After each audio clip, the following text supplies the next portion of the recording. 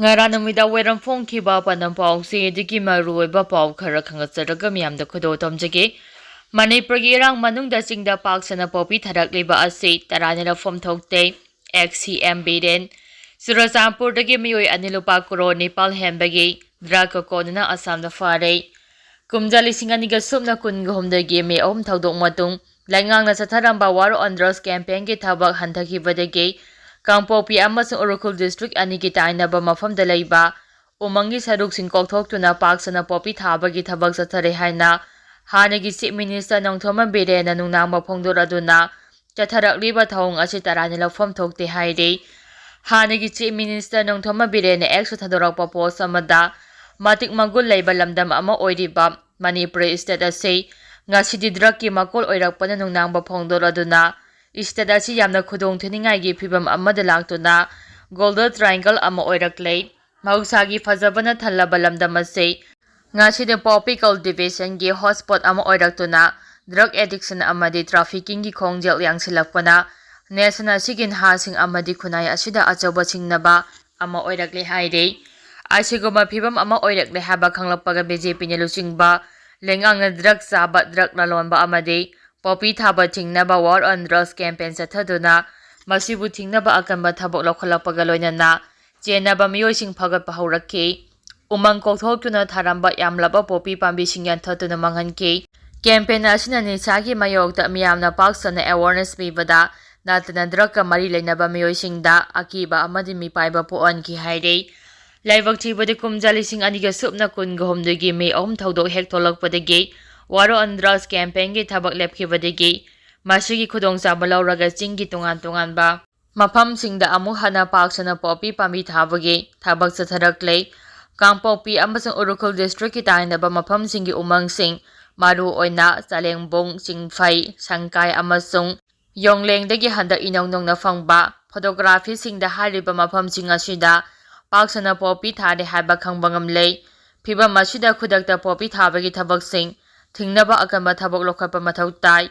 mari leinaba authority na sumasibu thingnaba asepa khongpham amaga loina na hotnabiu National Media National Ground Survey tawduna Manipur karamba phibam da hauji laidi haiba malem gi miyam da khangan ba sumi oirakliba asi mafam simba thongna chandoktrungai maru phukna manghanba mathau tai aduba masi mayokna ba haiba se Manipur khakta na ngamloi India lenga ki na samukta Bharat haiba panda masi phangba ngamna ba aikoi puna lantheng minaba mathau tai haina su hani ji Chief Minister Nongthoma Birena phongdorakle makha tarakpa pauda UNC na September Nepal dagi Naga area da Threat Ambagurogi Khongjang Lauthokre Free Mammalism FMR amasung Border Fencing gi mayokta United Naga Council UNC na tha asigi Nepalgi ahing nongyai Naga taba mafamsingda Threat Ambagurogi Threat Bureaucrat Khongjang Lauthokre Urkhul Times na phongba paw amada August 13 da UNC gi Presidential Council mifamna laukhiba warep amagi matung ina tha asigi Nepalgi ahing nongyai Naga area da Threat Ambagurogi khongjang changsilagani haina UNC na laukthokibani Naga area da Indo Memar ngamkhai paringda sambal khabagi thabak traditional boundary hana masak khangdoktuna fencing gi thabak tawdana ba amasung frame moment regime laukthokna ba India amasung istelengakta UNC gi maikaidagi kayarak hana khangan ba laikhrabasu wafam asi thawoidabagi mayokta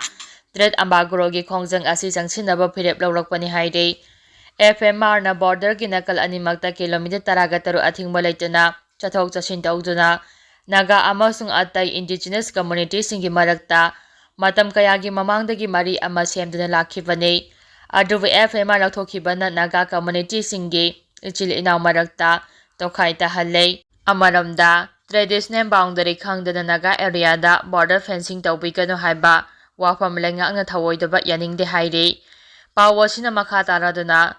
Threat Bureaucrat asi chathakiba tarabade Naga dominated district singda pochai goods puchilakpa amade pothokpada chauna soalagani khongjang asida Naga khudingmana mateng pangbinabasu UNC gi maikedi gi appeal tarakle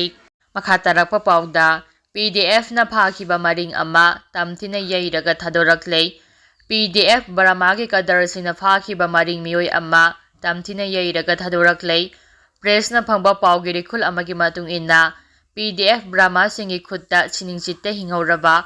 Maring macha adugi mamingna T.H. Mirang si chai 32 apopagi mingna T.H. Moses kawi